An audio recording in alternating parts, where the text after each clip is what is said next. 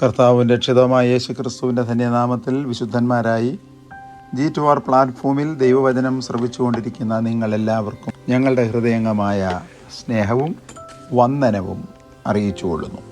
കഴിഞ്ഞ ദീർഘനാളുകളായി ഞങ്ങൾ ഈ വിഷയത്തെ അടിസ്ഥാനമാക്കി, അതായത് പത്രോസ് എഴുതിയ 1-ാമത്തെ ലേഖനം 2-ാമത്തെ അധ്യായം 10-ാമത്തെ വാക്യം അടിസ്ഥാനമാക്കി നാമോ അന്ധകാരത്തിൽ നിന്ന് അത്ഭുത പ്രകാശത്തിലേക്ക്, നമ്മെ വിളിച്ച ദൈവത്തിൻ്റെ ഗുണഗണങ്ങളെ ഘോഷിപ്പാത്തക്കവണ്ണം തിരഞ്ഞെടുത്ത ജാതിയും രാജകീയ പുരോഹിതവർഗവും.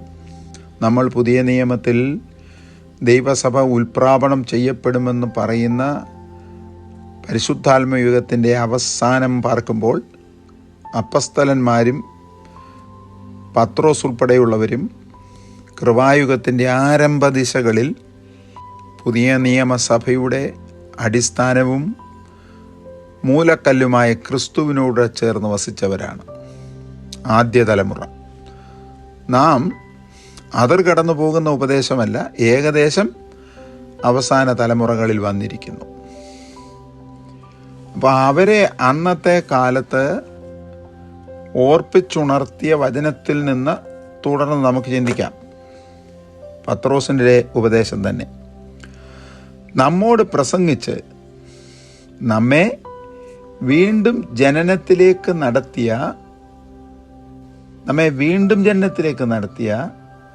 ദൈവവചനത്തെ എന്നെന്നും നിലനിൽക്കുന്നതും നശിച്ചു പോകാത്തതും കെട്ടുപോകാത്തതുമായ ജീവനുള്ള വചനത്താൽ അത്രേ വീണ്ടും ജനിപ്പിച്ചത് എന്ന് വിശേഷിപ്പിക്കപ്പെട്ടിരിക്കുന്നു. അടുത്തത്, ആകയാൽ ഈ വീണ്ടും ജനനം പ്രാപിച്ച് ഇരുളിൽ നിന്ന് അത്ഭുത പ്രകാശത്തിലേക്ക് വന്നിരിക്കുന്ന ദൈവജനങ്ങൾ, അവർ പണ്ട് ജീവിച്ച അജ്ഞാനകാലത്ത് കേവലം മറ്റുള്ള ജാതികളെ പോലെ വ്യർത്ഥബുദ്ധി അനുസരിച്ച് അന്ധബുദ്ധികളായി ഹൃദയകാഠിന്യത്താൽ നടന്നതുപോലെ ഇനിയും നടക്കാതെ, എഫെസ്യർക്ക് എഴുതിയ ലേഖനം 4-ാമത്തേതിൻ്റെ 17-18, അന്നത്തെ അജ്ഞാനകാലത്ത് നടന്ന വിഷയം ഇനിയും ആവർത്തിക്കാതെ അകത്തെ മനുഷ്യൻ ശക്തിയോടെ ബലപ്പെട്ടിട്ട് ക്രിസ്തു വിശ്വാസത്താൽ ഹൃദയത്തിൽ വസിക്കേണ്ടതിനും, എഫെസ്യർക്ക് എഴുതിയ ലേഖനം 3-16, നമ്മെ വിളിച്ച ദൈവത്തിൻ്റെ സൽഗുണങ്ങളെ ഘോഷിപ്പാൻ തക്കവണ്ണം രാജകീയ പുരോഹിതവർഗവും വിശുദ്ധ വംശവും സ്വന്ത ജനവുമായി. 1-ാം ലേഖനം 2-9. അന്ധകാരത്തിൽ നിന്ന് അത്ഭുത പ്രകാശത്തിലേക്ക് വരികയും അതിൽ തന്നെ സ്ഥിര മനസ്സുള്ളവരായി മാറ്റപ്പെടാത്ത ഹൃദയത്തിനുടമകളായി വസിക്കുകയും ചെയ്യുക. ഇത് പത്രോസിൻ്റെ ഒരു ബുദ്ധിപദേശമാണ്. ഈ ഭാഗ്യ പദവി ലഭിച്ചത് ദൈവത്തിൻ്റെ കരുണയാലും കൃപയാലും അല്ലാതെ അർഹത കൊണ്ടും യോഗ്യത കൊണ്ടല്ല എന്ന് മറന്നു പോകാതിരുന്നാൽ നല്ലത്. ആരും ഏതുന്നത പദവിയിൽ ശുശ്രൂഷയ്ക്ക് നിന്നാലും ഏതെല്ലാം വരവേൽപ്പും സ്വീകാര്യവും ലോകത്തിൽ എവിടെ ലഭിച്ചാലും ഇതൊക്കെ കൃപയാൽ അർഹതയില്ലാത്ത വ്യക്തിയായിരുന്ന എനിക്ക് ദൈവം തന്നതാണ് എന്ന് പൂർണ്ണമായി അറിഞ്ഞ് ദൈവസന്നിധിയിൽ അഹങ്കരിക്കാതെ നമ്മളെ തന്നെ താഴ്ത്തി നിൽക്കണം. ചിലരുടെ ചില നിൽപ്പും പോസുമൊക്കെ കണ്ടാൽ അയ്യോ വിവരിക്കുന്നില്ല. അതാണ് വിശുദ്ധ പൗലോസ് പഴയ നിയമത്തിൽ നിന്ന് അഗാധ പാണ്ഡിത്യം പ്രാപിച്ചവൻ തൻ്റെ ലേഖനങ്ങളിലും, മുക്കുവനായിരുന്ന പത്രോസ് ദൈവകൃപ പ്രാപിച്ച ശേഷം വിഷയത്തെ വിശകലനം തൻ്റെ ലേഖനത്തിലും എഴുതിയിരിക്കുന്നത്. വിശേഷാൽ 1-ാം ലേഖനം 2-ാമത്തെയും 10-ാമത്തെ വാക്യം. നാം വിസ്മരിച്ചുകൂടാത്ത വേറെ ഒരു വിഷയം ഉണ്ട്. അതത്രേ, രാജകീയ പുരോഹിതവർഗമാകുന്ന വിശുദ്ധന്മാരുടെ ഇടയിലും കള്ളപ്രവാചകന്മാർ അന്നത്തെ കാലത്തുണ്ടായിരുന്നുവെന്ന്. കള്ളപ്രവാചകന്മാർ അതിന് ഇംഗ്ലീഷിൽ കൊടുത്തിരിക്കുന്ന പദം ഫോൾസ് പ്രോഫറ്റ്സ് എന്നാണ്. ഈ തരുണത്തിൽ ഈ കള്ളപ്രവചനത്തെക്കുറിച്ച് ചില കാര്യങ്ങൾ ദൈവമക്കൾ ഓർത്തിരുന്നാൽ നന്ന്. കള്ളൻ രാത്രിയിൽ തുരപ്പാനും അറുപ്പാനും മോഷ്ടിപ്പാനും ഒക്കെ വന്നു. പത്രോസിൻ്റെയും പൗലോസിൻ്റെയും കാലത്ത്, യൂദയുടെ കാലത്തും മറ്റും രഹസ്യമായിട്ടാണ് കള്ളപ്രവാചകന്മാർ വന്നത്. സത്യപ്രവാചകന്മാർ പരസ്യമായി എവിടെയും നടന്നിരുന്നു. എന്നാൽ ഇന്നത്തെ കാലത്ത് സത്യപ്രവാചകന്മാർക്ക് പരസ്യമായി അധികം നടപ്പാൻ കഴിയാത്ത വിധത്തിൽ കള്ളപ്രവാചകന്മാർ പ്ലാറ്റ്ഫോമുകൾ അടക്കി വാണുകൊണ്ടിരിക്കുന്നൊരു കാലമാണ്. സത്യവചനം യഥാർത്ഥമായി പ്രസംഗിക്കുന്നവർക്ക് സ്ഥാനമോ ശുശ്രൂഷ സൗകര്യമോ ഇല്ലാത്തപ്പോൾ കള്ളപ്രവാചകന്മാരെ കൊണ്ടു നടക്കുന്ന കാലത്തല്ലേ നാം വന്നിരിക്കുന്ന. അതുകൊണ്ടാണ് ഈ കള്ളപ്രവാചകന്മാരെക്കുറിച്ച് അല്പമായി ഒരു ജ്ഞാനം നമുക്കുണ്ടാകണം എന്ന് ഞങ്ങൾ ആഗ്രഹിക്കുന്നത്. കള്ളപ്രവാചകന്മാരെക്കുറിച്ച് പുതിയ നിയമത്തിൽ വളരെ വ്യക്തമായി ദൈവപുത്രൻ തന്നെ മുന്നറിയിപ്പ് തന്നിരിക്കുന്നു. മത്തായി എഴുതിയ സുവിശേഷം ഇത് നേരിട്ട് കേട്ട വിഷയം കർത്താവിൻ്റെ മരണ പുനരുത്ഥാനത്തിന് ശേഷം മത്തായി എഴുതിയതാണ്. 7-ാമത്തെ അധ്യായം 15 മുതൽ 27 വരെയുള്ള വാക്യങ്ങൾ അതിനാധാരമായി എടുക്കുന്നു. 15 മുതൽ 27 വരെയുള്ള വാക്യങ്ങൾ. അപ്പം കർത്താവ് പറയുകയാണ്, തൻ്റെ ഉദ്ഘാടന ശുശ്രൂഷയാണ് ഇവിടെ നടക്കുന്നത്. വന്ന രോഗികളെ മുഴുവൻ സൗഖ്യമാക്കി. 4-ാമത്തെ അധ്യായത്തിൽ എവിടെ നിന്നെല്ലാമാണ് ആളുകൾ വന്നത്? സ്തോത്രം!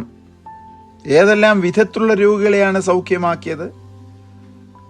തൻ്റെ ശ്രുതി സുറിയയിലൊക്കെയും പരന്ന് നാനാവ്യാധികളാലും ബാധകളാലും വലഞ്ഞവർ, ഭൂതഗ്രസ്തർ, ചന്ദ്രരോഗികൾ, പക്ഷപാതക്കാർ, ഇങ്ങനെ സകലവിധ ദീനക്കാരെയും, എന്ന് പറഞ്ഞാൽ ഈ വിധ അസുഖം വന്നാൽ പിന്നീട് രക്ഷയില്ല, മരിച്ചു പോകും എന്നുള്ള ആ അസുഖത്തെയാണ് ദീനക്കാർ എന്ന് വിളിക്കുന്നത്. രോഗികളല്ല, ദീനക്കാർ. അവരെ മുഴുവൻ അവൻ സൗഖ്യമാക്കി. ഗലീല, ദക്കപ്പോലി, യെരുശലേം, യഹൂദ്യ, യോർദാൻ അക്കരെ എന്നീ ഇടങ്ങളിൽ നിന്നുള്ളവരെയൊക്കെ സൗഖ്യമാക്കി. ജനത്തെ കണ്ട് മനസ്സലിഞ്ഞ് അവൻ മലമേൽ കയറി അവിടെ ഇരുന്ന ശേഷം സിംഹാസനത്തിലല്ല, പാവിരിച്ചിട്ടാണോ അതോ കുഷനിട്ടിട്ടാണോ ഇരുന്നൊന്നും നമുക്കറിയത്തില്ല. അവൻ ജനത്തെ കണ്ട് മനസ്സലിഞ്ഞ് അവിടെ ഇരുന്ന ശേഷം ഒന്നൊന്നായി പറയുവാൻ തുടങ്ങി. അതിൽ കള്ളപ്രവാചകന്മാരെ കുറിച്ച് പറഞ്ഞത് നമുക്ക് ശ്രദ്ധേയമാണ്. കർത്താവ് പറയുകയാണ്, കള്ളപ്രവാചകന്മാരെ നിങ്ങൾ സൂക്ഷിച്ചു കൊള്ളണം. അവരെങ്ങനെ വരും? ആടുകളുടെ വേഷം പൂണ്ട് നിങ്ങളുടെ അടുക്കൽ വരുന്നു. ശ്രദ്ധിക്കുക, അകമയോ കടിച്ചു കീർന്ന ചെന്നായ്ക്കൾ ആകുന്നു.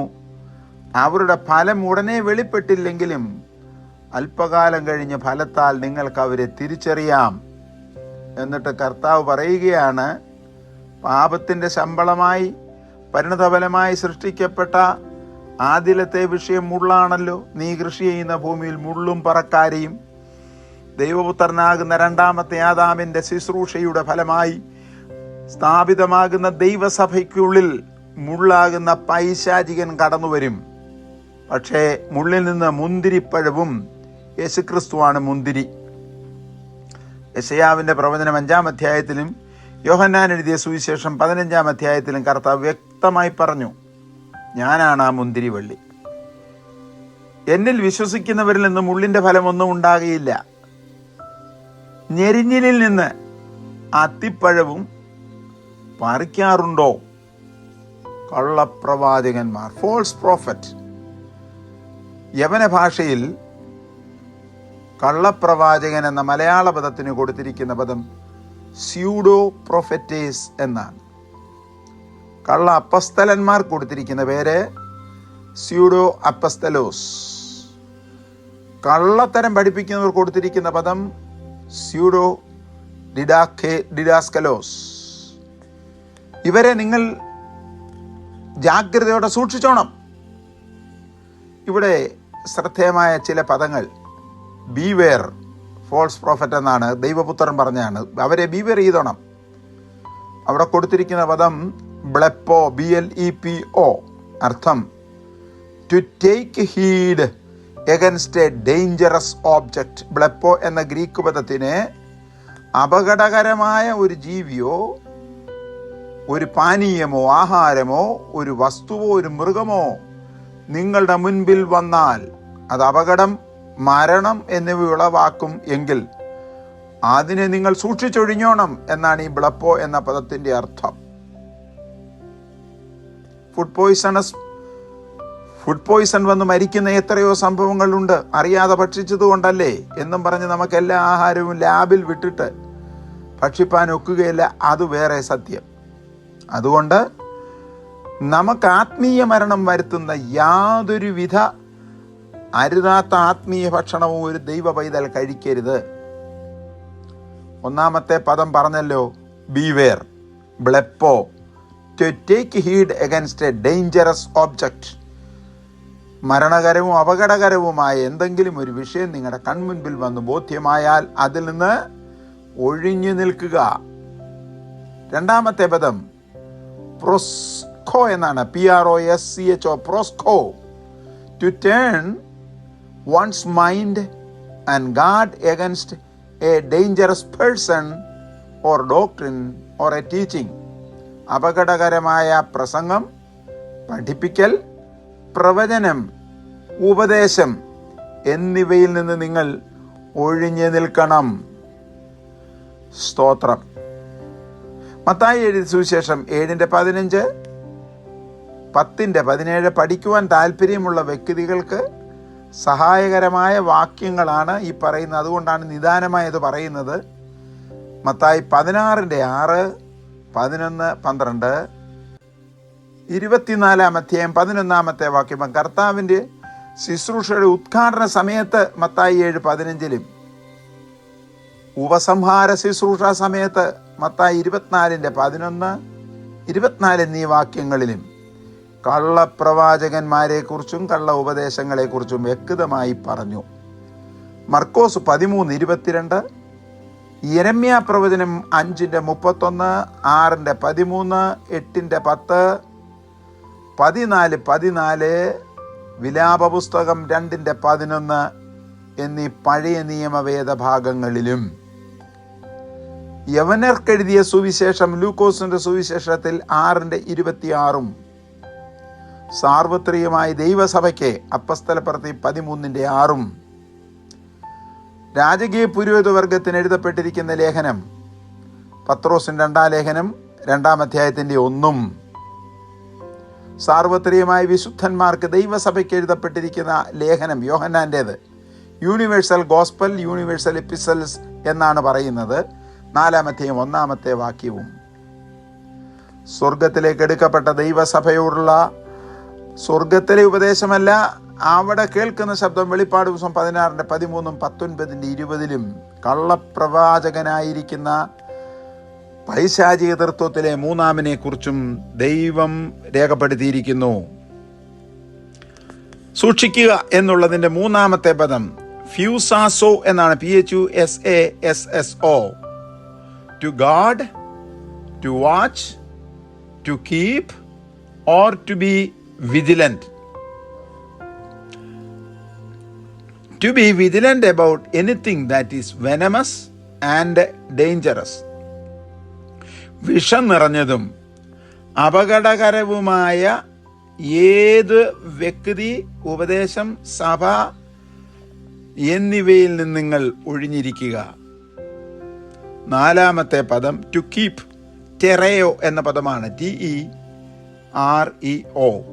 ഒരിക്കൽ കൂടെ പറയാം, ബീവെയർ, ബ്ലെപ്പോ, സൂക്ഷിച്ചൊഴിയുക, പ്രോസ്കോ, അപകടകരമായതിനെ മാറ്റിവെക്കുക, ഫിസാസോ, സൂക്ഷിക്കുക, ടെറയോ എന്ന് പറഞ്ഞാൽ ഒരു വക പ്രയോജനമുള്ളതും ലാഭദായകം ആയതിനെ നഷ്ടപ്പെട്ടും മോഷണം ചെയ്യപ്പെട്ടും പോകാതെ സൂക്ഷിക്കുക, സുഭദ്രമായി സൂക്ഷിക്കുക. To keep and watch or preserve something without being lost, robbed or മിസ്ഡെങ്ങും വെച്ചിട്ട് പോകാതെ, കളഞ്ഞു പോകാതെ. സ്തോത്രം. അതിനാധാരമായ വാക്യമാണ് ഇപ്പോൾ ഞാൻ പറയുന്നത്. കള്ളപ്രവാചകന്മാരെന്നുള്ള വിഷയത്തെ അടിസ്ഥാനമാക്കി ചില ക്ലാസ്സുകൾ തുടരണം. അത് കുറച്ച് നാളുകളായി ഞങ്ങളുടെ ഹൃദയത്തിൽ തിരതള്ളിക്കൊണ്ടിരിക്കുന്ന ഒരു വിഷയമാണ്. അപ്പോസ്തലപ്രവൃത്തി 12-ാം അധ്യായത്തിന്റെ 5ഉം 6ഉം വാക്യങ്ങളും 16-ാമത്തെ അധ്യായം 23-ാമത്തെ വാക്യവും 25-ാമത്തെ 21-ാമത്തെ വാക്യവും സൂക്ഷിച്ചു എന്നുള്ള ഉപദേശം നമുക്കവിടെ കാണുവാൻ കഴിയും. നഷ്ടമാകാതെ. യാക്കോബിനെ വാൾ കൊണ്ടുവന്നു, പത്രോസ് ജയിലിൽ ചാടി പോകാതിരിപ്പാൻ. കാരണം 4-5 അധ്യായങ്ങളിൽ നടന്ന വിഷയത്തിൽ അവർ വളരെ സുരക്ഷിതമായി 3 കാവലുള്ള കാരാഗ്രഹത്തിലാക്കിയെങ്കിലും അടുത്ത ദിവസം ദൈവം തമ്പുരാൻ അവിടെ നിന്നവരെ പുറപ്പെടുവിച്ച് തെരുവ് പ്രസംഗം നടത്തിച്ചല്ലോ. ആ ചരിത്രം ഇവർക്കും അറിയാവുന്നതാണ്. അതുകൊണ്ട് വളരെ ഭദ്രമായി അപ്പോസ്തലപ്രവൃത്തി 12-ന്റെ 5ഉം 6ഉം പൗലോസിനെയും ശീലാസിനെയും 16-ാമത്തെ 23-ാമത്തെ വാക്യത്തിലും ചാടിപ്പോകാതിരിപ്പാൻ പൗലോസിനെയും കൂടെയുള്ളവരെയും 25-നും 21-ലെയും റിസർവ് ചെയ്ത് സൂക്ഷിച്ചു. നഷ്ടമാകാതെ സൂക്ഷിക്കുക. ഇനിയും അതിനാധാരമായ വാക്യങ്ങളുണ്ട്. ആരും വന്ന് തൻ്റെ ശരീരം നേരത്തെ പറഞ്ഞതുപോലെ മോഷ്ടിച്ചുകൊണ്ടുപോയി അവൻ ഉയർത്തെഴുന്നേറ്റു നേരത്തെ പറഞ്ഞത് ഇപ്പോൾ വസ്തുനിഷ്ഠമായി തെളിയിക്കപ്പെട്ടിരിക്കുന്നുണ്ട്. ആലയത്തിന്റെ തിരശീല കീറിയതും കല്ലറകൾ തുറന്നതും ഭൂമിയുലുക്കം ഉണ്ടായതും ഒക്കെ ദൈവപുത്രനാണെന്ന് തെളിയിച്ച് ഇപ്പോഴത്തെ വിഷയം മോശമായി തീരാതിരിപ്പാൻ കല്ലറയെ കാവൽക്കാരെ നിർത്തി സൂക്ഷിച്ചു. മത്തായി സുവിശേഷം 28-4. അപ്പോൾ ടു കീപ്പ് ടെറയോ എന്ന 4-ാമത്തെ പദം. ഇനിയും 5-ാമത് വേറൊരു പദം കൂടുണ്ട്. ഡയാതെറയോ, DIATHEREO. To keep carefully, a judicial custody. Police കസ്റ്റഡിയിൽ ഒരു വ്യക്തിയെ സൂക്ഷിക്കുക. 10 മൈൽ ദൂരമുള്ള അല്ലെങ്കിൽ 15 കിലോമീറ്റർ ദൂരമുള്ള ഒരു കോടതിയിലേക്കാണ് കാരാഗൃഹത്തിൽ നിന്ന് ഒരു പ്രതിയെ കൊണ്ടുപോകുന്നതെങ്കിൽ കൈ രണ്ടും ആമത്തിലിട്ട് പൂട്ടും. വടക്കേ ഇന്ത്യയിലാണെങ്കിൽ കാലിൽ കയറ് കെട്ടി കൊണ്ടുപോകുന്ന പോലീസുകാരുടെ അരയിൽ ആ കയറ് ബന്ധിക്കും. വഴിയെ കൊണ്ടുപോകുമ്പോൾ ട്രെയിനിലാണ് കൊണ്ടുപോകുന്നത്, വണ്ടിയിലാണ് കൊണ്ടുപോകുന്നത്, അവിടെ ബന്ധിച്ചിരുത്തും ചാടിപ്പോകാതിരിപ്പാൻ. ഇതിനെയാണ് പറയുന്നത് ഡയാതെറയോ. ഡബിൾ ജാഗ്രതയോടെ സൂക്ഷിക്കുക. Judicial custody. ആധാരമായ വാക്യങ്ങൾ അപ്പോസ്തലപ്രവൃത്തി 5-ന്റെ 18 മുതൽ 22 വരെയും 12-ാം അധ്യായം 4-ലും നേരത്തെ നമ്മൾ കണ്ട 12-ന്റെ 4, 16-ന്റെ 23 ധാരാളം വാക്യങ്ങൾ വേദപുസ്തകത്തിൽ ഉണ്ട്. അതിസൂക്ഷ്മമായി ജാഗ്രതയോടെ പരിപാലിക്കുക എന്നാണ് ആ പദത്തിൻ്റെ അർത്ഥം. ഇനിയും കള്ളപ്രവാചകന്മാരെ കുറിച്ചുള്ള വിഷയങ്ങളിൽ നമ്മുടെ കർത്താവ് പറഞ്ഞ മത്തായി 7-15 കള്ളപ്രവാചകന്മാരെ സൂക്ഷിക്കുക. എന്താണ്, ആരാണ്, എപ്പോഴാണ്, എങ്ങനെയാണ് ഇത്യാദി വിഷയങ്ങൾ തുടർന്ന് അടുത്ത ക്ലാസ്സിൽ നമുക്ക് ചിന്തിക്കാം. കള്ളപ്രവാചകന്മാരുടെ വ്യാജ ശുശ്രൂഷകൾ എന്ത്? അതിനാധാരമായി പഴയ നിയമത്തിൽ നിന്നും പുതിയ നിയമത്തിൽ നിന്നും വാക്യങ്ങൾ ഒന്നൊന്നായി നിരത്തി നിങ്ങളുടെ മുൻപാകെ പ്രസ്താവിപ്പാൻ ആഗ്രഹിക്കുന്നു. പ്രാർത്ഥിക്കുക. ദൈവമേ, ഞങ്ങൾ ആയിരിക്കുന്ന ഈ കാലത്ത് കള്ളപ്രവാചകന്മാരെ കൊണ്ടും കള്ളപ്രവചനങ്ങൾ കൊണ്ടും പാവപ്പെട്ട ജനങ്ങൾ വഞ്ചിക്കപ്പെട്ടുകൊണ്ടിരിക്കുന്ന ഈ കാലയളവിൽ തിരുവചനത്തെ അടിസ്ഥാനമാക്കി കള്ളപ്രവാചകന്മാരെയും കള്ളപ്രവചനങ്ങളെയും ശോധന ചെയ്ത് മനസ്സിലാക്കി അവരിൽ നിന്ന് ഒഴിഞ്ഞിരിപ്പാൻ ആവശ്യമായ കൃപ അടിയങ്ങൾക്ക് തരയണം. അതിനുവേണ്ടി അടിയങ്ങളെ തിരുസന്നിൽ താഴ്ത്തി പുത്രൻ്റെ നാമത്തിൽ സമർപ്പിച്ച് പ്രാർത്ഥിക്കുന്നു. കേൾക്കുമാറാകണമേ.